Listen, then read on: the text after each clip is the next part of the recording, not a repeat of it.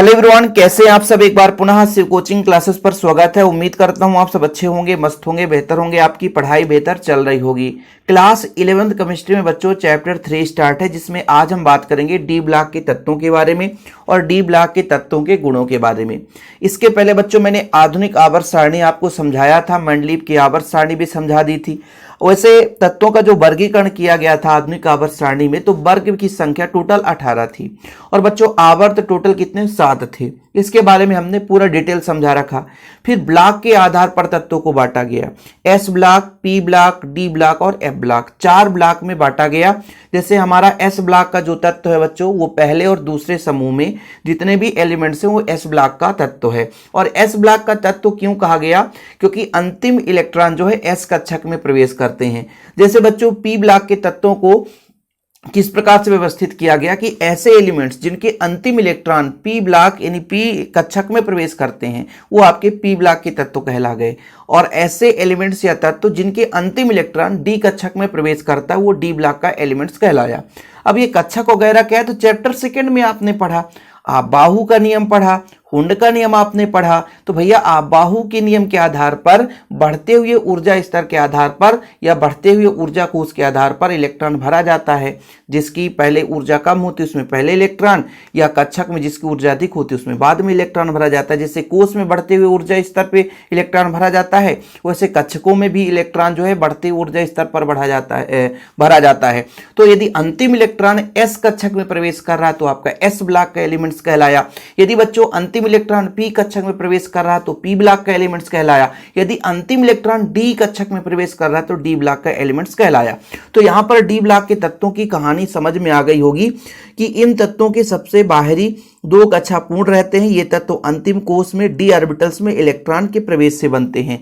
संक्रमण तत्वों को 4 श्रेणियों में रखा गया है, जो क्रमशः 3D, 4D, 5D, 6D orbitals में इलेक्ट्रॉनों के भरने से बनती है। ये तत्व वर्ग संख्या 3 से 12 तक में 10 वर्ग है। चलो मैं इसको पूरा पीरियोडिक टेबल के आधार पर समझाऊंगा। फिलहाल अभी क्या क्या कहा गया देखो। टोटल यदि वर्ग की बात करें कि आधुनिक आवर्त सारणी में कितने वर्ग थे बच्चों, तो टोटल वर्ग की संख्या 18 थी, जिसमें पहला और दूसरा जो वर्ग था वो एस ब्लॉक का तत्व है, और 3 से 12 तक के जो वर्ग हैं वो डी ब्लॉक के तत्व हैं, और फिर 13 से 18 तक के जो तत्व हैं वो पी ब्लॉक के तत्व हैं। तो यदि हम बात करें डी ब्लॉक के तत्वों को कितने वर्गों में रखा गया, टोटल 10 वर्ग हैं। यदि हम आवर्त की बात करें तो 4 आवर्त हैं, और उन्हीं आवर्त के आधार पर इनका श्रेणी का नाम रखा गया है 3D श्रेणी, 4D श्रेणी, 5D श्रेणी, 6D श्रेणी। 3D श्रेणी मतलब ये आपका जो लास्ट इलेक्ट्रॉन है वो 3D कक्षक में प्रवेश कर रहा है। 4D श्रेणी का मतलब है बच्चों जो अंतिम इलेक्ट्रॉन है वो 4D कक्षक में प्रवेश कर रहा है। 5D का मतलब है जो इस वर्ग के जितने भी एलिमेंट्स होंगे उनके अंतिम इलेक्ट्रॉन 5D में प्रवेश करेगा, ऐसे 6D में भी प्रवेश करेगा। उन्हीं आधार पर इनको 4 भागों में बांटा गया है, 3D, 4D, 5D और 6D। तो यहां पर यदि हम बात करें आवर्त में तो 4 आवर्त में इनको रखा गया है। जो चौथा आवर्त है, 5वां, 6ठा, 7वां आवर्त है, उनमें श्रेणी का नाम रखा गया 3D, 4D, 5D, 6D। ये श्रेणी का नाम रखने का कारण है कि इन कक्षकों में इलेक्ट्रॉन जो अंतिम इलेक्ट्रॉन है तो इन कक्षकों में प्रवेश करता है। जैसे 3D में प्रवेश करा तो उसको 3D के समूह को मान लिया गया, और जैसे 4D में इलेक्ट्रॉन प्रवेश कर रहा है तो 4D का जो आपका एलिमेंट्स है उसे माना गया। यदि एलिमेंट्स का अंतिम इलेक्ट्रॉन 5D में प्रवेश कर रहा है तो 5D श्रेणी का माना गया। ये चीज है बच्चों। अब जैसे थोड़ा सा आधुनिक आवर्त सारणी देखिए, ये आपका बच्चों डी ब्लॉक का एलिमेंट्स है। स्टार्टिंग भी एस ब्लॉक है, ये पी ब्लॉक है और ये डी ब्लॉक का एलिमेंट्स है। डी ब्लॉक की बात करें बच्चों तो 3D, 4D, 5D, 6D जो पहला श्रेणी है, प्रथम संक्रमण श्रेणी, द्वितीय संक्रमण श्रेणी, तृतीय संक्रमण श्रेणी और ये चतुर्थ संक्रमण श्रेणी। देखो बच्चों ये जो डी ब्लॉक का एलिमेंट्स है इसे संक्रमण तत्व के नाम से जाना जाता है। संक्रमण तत्व इसलिए कहते हैं बच्चों क्योंकि एस और पी दोनों के बीच में दोनों को संक्रमण का कार्य करता है और अंतिम इलेक्ट्रॉन n-1 डी कक्षक में प्रवेश करता है, इसलिए इसे हम संक्रमण तत्व के नाम से जानते हैं। और यदि आपसे कोई पूछ देगा कि कितने वर्गों में रखा गया है तो 3 से 12 तक के वर्गों में डी ब्लॉक के तत्वों को रखा गया है। टोटल वर्ग की संख्या 10 है बच्चों, 1 2 3 4 5 6 7 8 9 10। आज आपको होमवर्क देता हूं कि डी ब्लॉक के तत्वों को याद करना है। Scandium, titanium, vanadium, chromium, manganese, iron, cobalt, nickel, copper, zinc, फिर yttrium, zirconium, niobium, molybdenum, technetium, ruthenium, rhodium, palladium, silver, cadmium. तो ये सारे एलिमेंट्स आपको याद करना है, चाहे ट्रिक से याद करो चाहे जैसा भी याद करो बच्चों, ये आपकी मर्जी है, ठीक है। तो मैंने कहा कि अंतिम इलेक्ट्रॉन कहां प्रवेश करता है, तो डी कक्षक में प्रवेश करता है। इसको संक्रमण तत्व कहते हैं क्योंकि एस और पी दोनों के बीच है और दोनों को जोड़ने का काम करता है बच्चों, इसलिए ये आपका एक प्रकार से संक्रमण तत्व कहलाता है। अब यहां पर आपको थोड़ा सा जब इसका इलेक्ट्रॉनिक विन्यास निकालोगे तो इसमें अयुग्मित इलेक्ट्रॉन पाए जाते हैं और डी कक्षक में जितने भी एलिमेंट्स है वो पूरे के पूरे धातु हैं और लगभग जैसे आपका जिंक हो गया, कैडमियम हो गया, Hg हो गया, इसमें पूरे के पूरे 10 इलेक्ट्रॉन भर रहते हैं। तो इसमें अयुग्मित इलेक्ट्रॉन नहीं पाए जाते, इसलिए पूरे पीरियोडिक टेबल में जिंक, कैडमियम और Hg को, इन तीन एलिमेंट्स को, ये तीन या कि चारों आप मान सकते हो, इसको हम ऐसा कहते हैं कि संक्रमण धातु नहीं है। डी ब्लॉक के तत्व हैं लेकिन संक्रमण धातु नहीं है। जानते हैं क्यों? क्योंकि ऐसा माना गया कि जिसमें n-1 डी कक्षक अयुग्मित हो वही आपका संक्रमण धातु कहलाएगा, लेकिन इसमें पूरे के पूरे इलेक्ट्रॉन भरे रहते हैं, जिस कारण से इसको बच्चों क्या माना गया कि ये संक्रमण तत्व के इलेक्ट्रॉन है ही नहीं, मतलब सॉरी संक्रमण तत्व के या आपके जो एलिमेंट्स हैं वो नहीं है, ये चीज माना गया। इसके पीछे रीजन है क्योंकि जिंक में 3D में 10 इलेक्ट्रॉन, कैडमियम में 4D में 10 इलेक्ट्रॉन, Hg आपका बच्चों इसमें 5D में 10 इलेक्ट्रॉन, Cn है यहाँ पर आपका 6D में 10 इलेक्ट्रॉन। तो इनमें पूरे के पूरे इलेक्ट्रॉन भरे होने के कारण ये संक्रमण तत्व नहीं माना जाता, क्योंकि संक्रमण तत्व की एक परिभाषा है कि अंतिम इलेक्ट्रॉन डी में प्रवेश करे लेकिन n-1 डी कक्षक अपूर्ण भी होना चाहिए, तभी वो संक्रमण तत्व कहलाएगा। तो ये बच्चों संक्रमण तत्व नहीं माना जाता है, ये फैक्ट की बात है। अब चूंकि सभी के सभी ये धातु हैं और अयुग्मित इलेक्ट्रॉन पाए जाते हैं, जिसमें भी अयुग्मित इलेक्ट्रॉन पाए जाते हैं बच्चों वो अनुचुंबकीय व्यवहार दर्शाता है।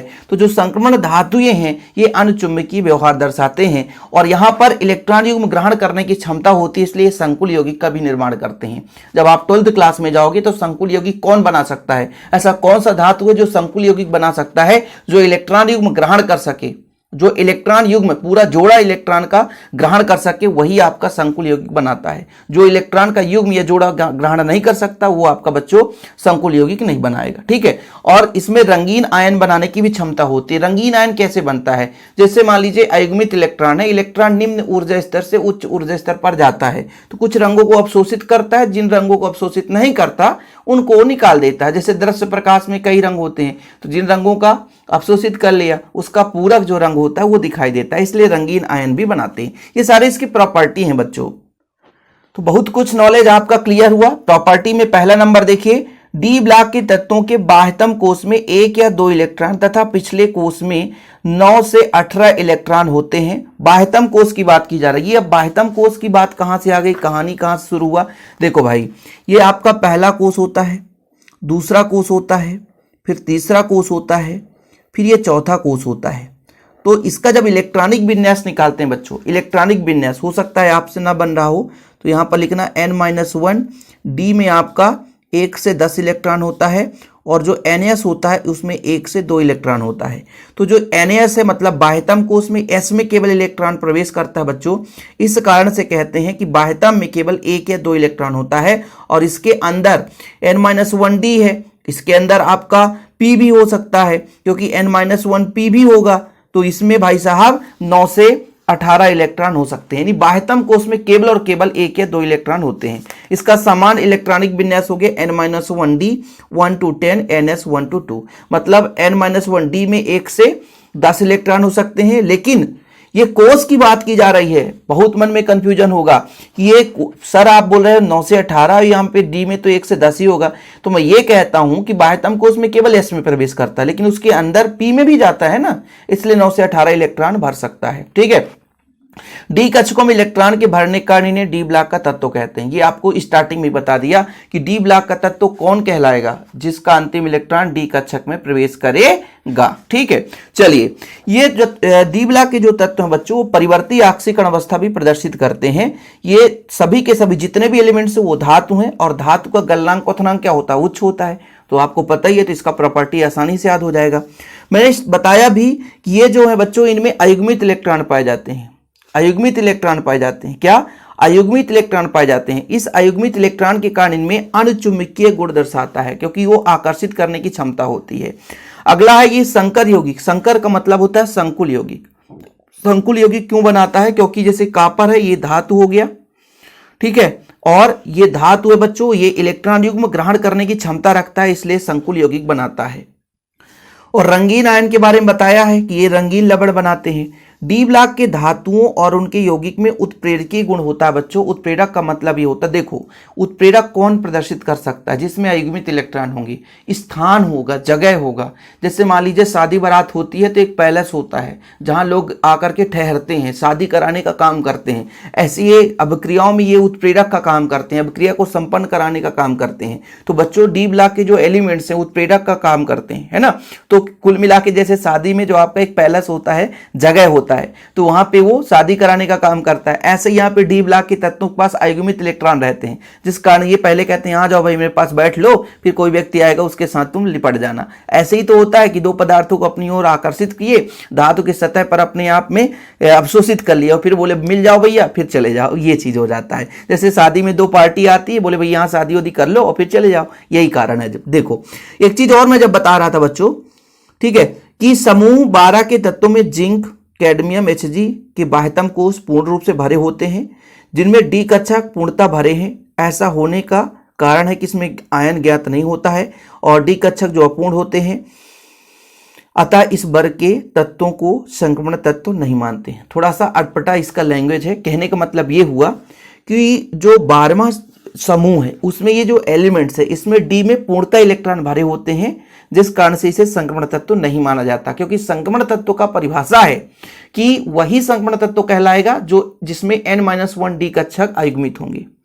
ठीक है, तो ये आपका प्रॉपर्टी क्लियर हो गया होगा। कम से कम यदि एग्जाम की पॉइंट ऑफ व्यू से कहूं तो 3-4 प्रॉपर्टी आपको पता होना चाहिए। एग्जाम में 4 प्रॉपर्टी आप तैयार कर लोगे तो काफी है। ठीक है, बाकी एफ ब्लॉक एलिमेंट्स की प्रॉपर्टी अगले लेक्चर में कराएंगे। छोटे छोटे लेक्चर के माध्यम से आपको पूरा डाउट क्लियर कराया जाता है। जो भी डाउट हो बच्चों कमेंट बॉक्स में अपना राय दे, और इसके यदि नोट्स लेना है तो कांटेक्ट नंबर लिख लो 96 85 29 91 49। मेरा पर्सनल नंबर है 9685299149, 96 85 29 91 49। ओके, जिनको भी लेना है तो कॉल कर सकते हैं, डिटेल्स लेकर के नोट्स ले सकते हैं। फिलहाल अभी के लिए इतना ही। जय हिंद, वंदे मातरम।